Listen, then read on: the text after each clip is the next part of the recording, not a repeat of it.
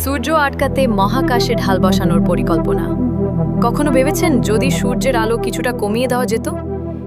এমআইটির একদল বিজ্ঞানী ঠিক এই চিন্তাই করেছে।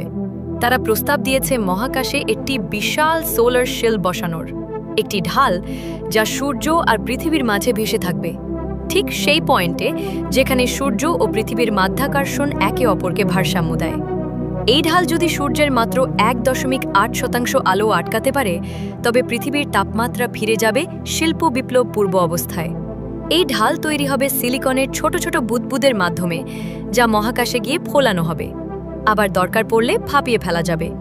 এই ঢালের আকার হবে একটা গোটা দেশের মতো, ঠিক ব্রাজিলের সমান। আর যদি একদিন পৃথিবী অতিরিক্ত ঠান্ডা হয়ে যায়, তবে আবার সূর্যের আলো বাড়িয়ে দেওয়া যাবে স্পেস মিররের মাধ্যমে।